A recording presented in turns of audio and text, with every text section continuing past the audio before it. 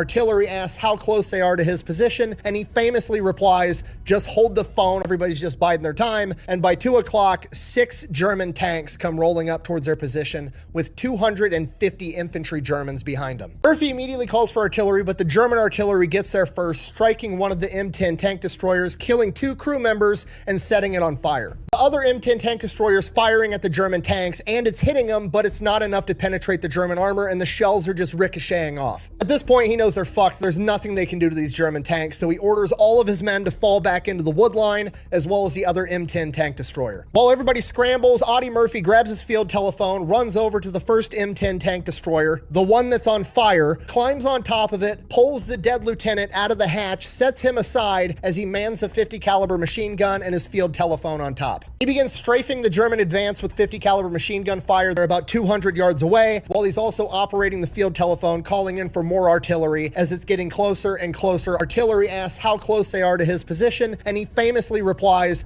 "Just hold the phone, I'll let you talk to the bastards." Hold.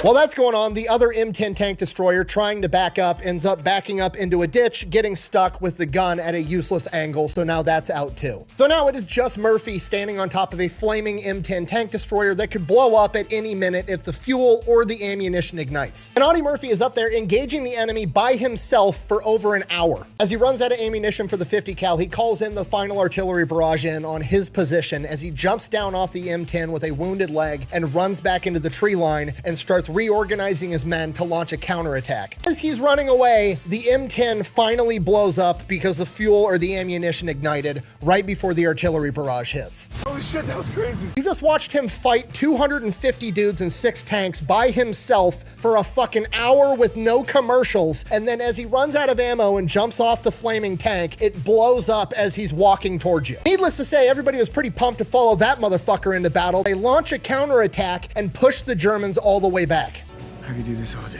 For this, he was awarded the Medal of Honor, with the citation crediting him with approximately 50 kills. However, the eyewitness accounts of the men that were there that day said that between his 50 caliber fire and the artillery strikes that he was calling in, it was in excess of 100.